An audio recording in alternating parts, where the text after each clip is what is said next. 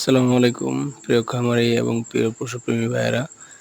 আজকে চতুর্থ দিনের মতো এই বাছুরটা থেকে আবার গ্যাস বাইর করলাম। আসলে এটার সমাধান এখনো পাচ্ছি না এবং এই বাছুরটা এখনো সুস্থ হইতেছে না। এটার সম্পর্কে বিস্তারিত তথ্য আমি একটা ভিডিওতে দিয়েছি, পোস্ট করেছি গতকালকে। এটা আজকে চতুর্থ দিন। আবার এটাকে ট্রকার ক্যানেল দিয়ে আবার গ্যাসটা বাইর করা হয়েছে, কিন্তু মানে কোনো উপায় নাই। গ্যাস হয়ে যায়, অতিরিক্ত গ্যাস হয়ে যায়, 24 ঘন্টা পর পর বাইর করতে হচ্ছে। কোনো ওষুধে কাজ করতেছে না। যদি কারো জ্ঞানে থাকে, কেউ যদি জানেন এই বিষয়ে একটু জানাবেন কমেন্ট সেকশনে কমেন্টস করে, অথবা আমার নাম্বারে 01303 666 286।